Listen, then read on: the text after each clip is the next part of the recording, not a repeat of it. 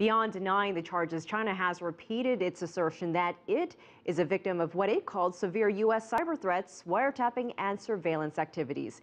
CCTV's Jim Spellman is here with more on that side of the equation.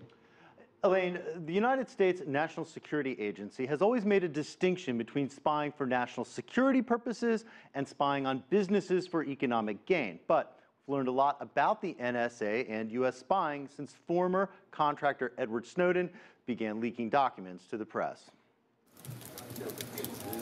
Does the U.S. spy on private businesses just as it is accusing China of doing? According to former NSA contractor Edward Snowden, speaking to German TV network NDR about German companies in January, the answer is yes. There's no question that the U.S. is engaged in economic spying. If there's information at Siemens that they think would be beneficial to the national interests, not the national security of the United States, they'll go after that information and they'll take it.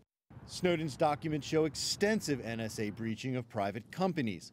Chinese tech company Huawei is effectively banned from doing business in the U.S. over fears its software and hardware have technical backdoors that can give the Chinese government access to client information. But a 2010 document leaked by Snowden to the New York Times shows the NSA has itself installed backdoors into Huawei electronic products to discover trade secrets. An NSA document stated, "If we can see how Huawei is marketing itself and working to expand, this will help us to understand the company's plans and intentions." The stated NSA goal was to increase its access into government computer systems in China, plus clients in Iran, Pakistan, Cuba, and other countries. A December 2013 article in Der Spiegel detailed an NSA program codenamed ANT that targeted products by an international lineup of companies that included China's Huawei, but also U.S. firms Cisco and Dell, Korean giant Samsung, and others without the consent of the companies.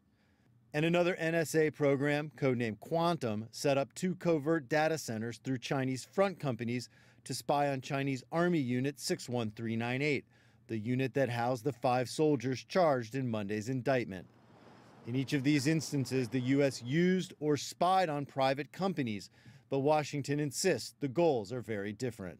There is a significant and important distinction between the gathering of intelligence for national security reasons, which the United States does, and surely China does, and virtually every other nation on earth does, and the gathering of economic data for the purpose of providing a competitive advantage to companies in your own country. That is not something that the United States does.